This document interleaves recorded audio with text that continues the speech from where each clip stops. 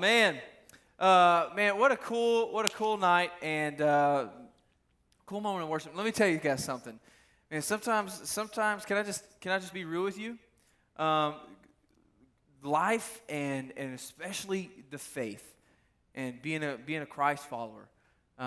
Sometimes sometimes you just get as the kids say, sometimes it just hit different. So as you youngins say, sometimes you come to worship and it just hits you something crazy, something good, right? And then other times you're like, it just doesn't hit at all. But can I tell you? Here's the deal. I'm gonna give you a pro tip in your walk with God. If you rely on your feelings, and that determines how you live for God, or how you worship, or the passion with which you live your life for Jesus. If it's all about feelings, you're gonna live really, really disappointed. Because feelings are like this, man. They're a roller coaster. You guys know this.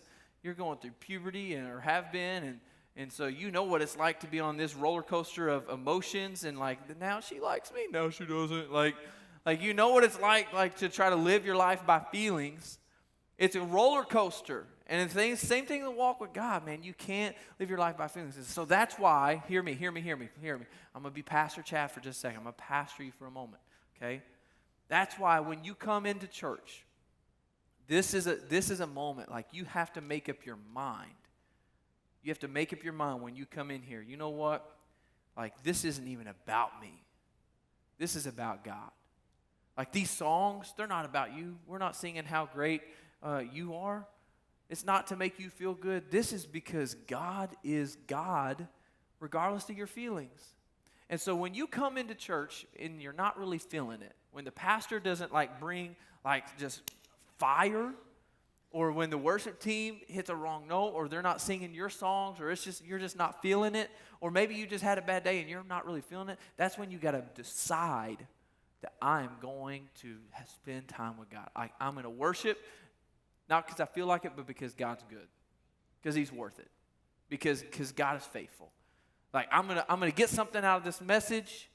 Not because the pastor's spitting fire, or not because it's makes Stephen Furtick wish he had written that message. Not because of that.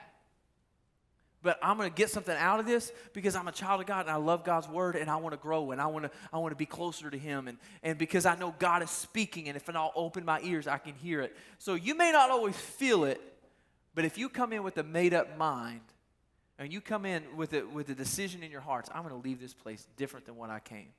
That you can have the worst song service, worst worship set. You can have the worst message there's ever been. But when you come in and you have put your mind and your heart and your focus on Jesus, I promise you'll leave different. You'll leave better than what you walked in. That's what it's about.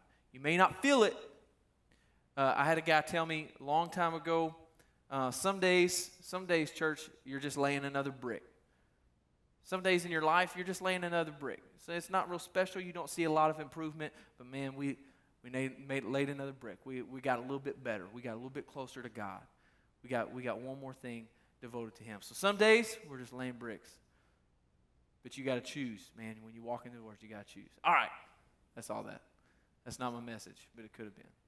Maybe it should have been. All right. We're going to talk about God's promises. This is a series I'm really excited about. Because this is what I know. God's word says God is not a man that He should lie. God is incapable of lying. Has anyone here ever told a lie? Everyone without their hand up just did. So congrats, you're a liar now. God is not a man that He should lie. God is incapable of not coming through with His promise. So if God promises something, you can take it to the bank. It is coming to pass. And as believers, God's word is so important to us, and we should know what the promises of God are because we should be expecting them and believing for them and asking for them and say, God, you promised this in my life, and holding Him to His word because He'll do it, and His word is good and it's valid and it's effective in our lives. But you may not even know that God is being faithful to His word if you don't know what His promises are in the first place. So I want to take some of the promises of God over the next couple weeks, and I want to kind of look in them and see what it is that God promises for your life. because this is good stuff. This is good things for you. I don't know about you. How many of you have a good relationship with your parents? Anybody have a good relationship with your parents? Like for the most part, like you get along for the most part. How many of you are, where is all my, like you're closer to your mom than you are your dad? Like I look at all the mama's boys. I tell you what, all the mama's boys. And then all the mama's girls, okay. All right, now what about, how many of you are closer to your father than you are to your mom? You guys, there's the sons, and there's the daddy's girls. Okay, yeah. So you say, oh, you can work there. You're just closer to the one you think that you can manipulate the most. You're closer to the one that's going to give you your way, right? That's what it really comes down to. Man, so when I was growing up, I had a fairly good relationship with my parents. It wasn't perfect, like any teenager. There were times where we butted heads. But for the most part, especially me and my dad, we had a pretty good relationship. My dad's very hard-headed, and if you know me, you know that I can have that proclivity as well, that I can be a little bit hard-headed. But my dad is very hard-headed, so sometimes we butted heads. For the most part, we got along. But as a son to a father, one of my biggest thing in my life, and I don't think I realized it in the moment, but looking back, I realized so much more, and I still do this, is, man, I had this drive in me to make my dad proud. Like, there was something in me that, like, it drove me. I wanted to make my dad proud. All right, anybody like that? Like, you're a parent pleaser? Like, you would, like, fall over and have a heart attack if your dad was like, hey, I'm proud of your boy. You're like, it's worth it all. I'll do it again. Like, that was me. Like, my dad he wasn't the kind that, like, just showered affirmation and love. And so, man, when dad was proud of me, man, that was valuable to me. Like, I really loved that, and I needed that in my life. But at the same time, how many of you have ever really, and I'm not talking about, like, annoyed. I'm talking about, like, you have ticked your parents off. Like, to the point you're fearful for your life a little bit. Like, you ticked them off. All right? How many of you know, when you have ticked your parents off, how many of you know that the worst of it is not the screaming, but it's the silence? Come on, somebody. Like, the screaming, as long as they're screaming, you're safe. When they get quiet, oh, you don't know which room something's going to get thrown from. Like what are you doing? Like, all of a sudden they emerge with stuff. You know what I'm talking about? It's not, listen, that's how it was in my house. When my dad, so when I really ticked my dad off, and we're in the truck, and it's just like dead silence, and we're just driving. Oh. Like, you're sitting there, your whole body's like, trembling. You're totally scared. And you're like, please don't talk about it. Please don't talk about it. Please don't. Just say something. It's like, nice weather we're having here, right, Dad? Like,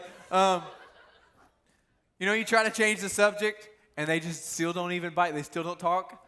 And you're just like, oh, this is bad. This is really, really bad. See, I'm the type of person that I don't like tension in relationships. Like, if I've got beef with someone, like if there's tension, like if we're kind of rubbing a little bit, I don't like it at all. I don't sleep. I think about it nonstop, and so like I don't like tension. So I'm the type. If you know me very well, or if we've ever had one of these conversations, and there's probably people in the room that have, that if there's like a rub, I am typically the first one to be like, hey, let's talk about this, because there's this little thing that's not sitting well with me, and like we need to have some conversation because like I can't do it. Like, I'm real quick to try to go. My wife knows this because my wife can hold a grudge like nobody's business. All right, like she is really good at, like, if there's a rub, she could just sit on it and just be like, like she's gonna make, what's wrong, babe? Nothing. Yeah, that means something bad is wrong. Okay. And then I'm always the first one, and she'll admit this, all right, because she loves Jesus and she's an honest woman. But we're working through this, all right, guys? I'm always the first one because I don't like tension in the room. I'm always the first one to go and be like, hey, I don't know what I did, but I'm sorry, and I just want it to be over. Like, can we make up? Like, are we good? Like, generally, am I lying right now? If I'm lying, I'm dying. I'm telling you the truth. I'm always the one, like, I don't like tension in relationships. I want to know, what did I do? I'm sorry. Let's make it right. Let's move on because I don't like tension. Have you ever been in that moment, like either with your parents, like where you ticked them off and something wasn't right, like in the authority realm, or even with your friends, and something's not right between you and someone, and the tension, you could cut it with a knife. Anybody know what I'm talking about? Like you are in the same room with them, maybe for the first time after a breakup, and it's just like awkward. Or maybe you know that like something's not right between you and somebody, and you end up in the same room together, and you're like shooting looks at them. Like if looks could kill, they'd be dead. Like you shooting it at them. It's the tension of relationships that aren't right. How many of you are like me, and when you've got beef with someone, it bothers you? How many of you can just ride it out? You're like, I will not apologize first. You're going to come crawling to my feet, begging for forgiveness. Somebody, okay. Y'all people need prayer. I'm just going to throw that out there because you are dangerous and mean and hearted, and you're bad for people like me, all right? I'm the type, listen, here's the deal. I'm the type of person, when there's tension in a relationship, like we got to fix it. Let's address it. When you're a kid, though, sometimes it's not always like that. Immaturity in your life doesn't make you want to address things that are difficult. It makes you want to run from things that are difficult. When you were a kid and you did something wrong, you probably tried to hide it, or tried to run from it, or tried to cover it up. Come on, somebody. Or lied about it, or like pretended that it didn't happen, or like, no, I didn't break that. That was my brother. That was my sister. Right? You avoided it. Like when you're young and there's tension with your parents, you're like, hey, can I spend the night with them? Why? Because you don't want to be in the same house with somebody there's tension in. You don't want to address it. You don't want to address the conflict. It's too difficult. The older you get, the more mature you get, the more comfortable you get with being able to iron some of this out. Here's the deal. In our lives, we have relationship with God in the same way we have relationship with parents, same way we have relationship with people. And in our lives and in our walks with Christ, there will be moments when things come in and tension comes in. There will be sin that comes in our relationship with God, and it will create a tension.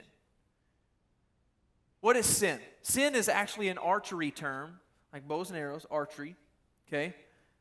It's an archery term, and sin is really what it's called. It's missing the mark. So if that's the bullseye, then the space between where my arrow hit and the bullseye, that space is sin. It's missing the mark.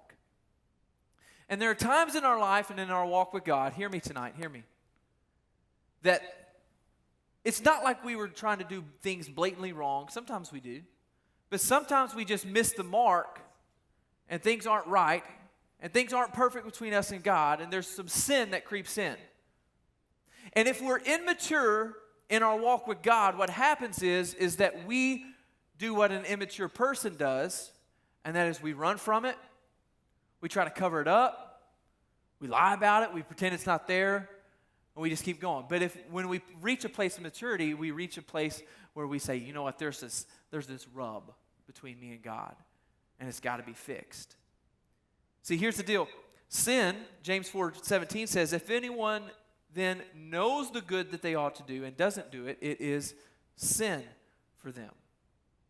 An unresolved sin always creates uncomfortable tension between you and God. Sometimes that's why prayer is difficult. When you're having a hard time praying, maybe it's because there's this unresolved sin in your life.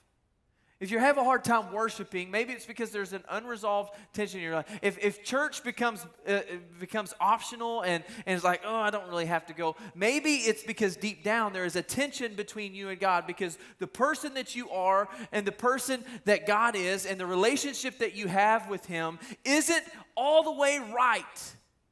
And so if you can avoid church and you can avoid Christians and you can avoid prayer and you can avoid worship, then you can avoid having to address the conflict and the tension in your relationship with God.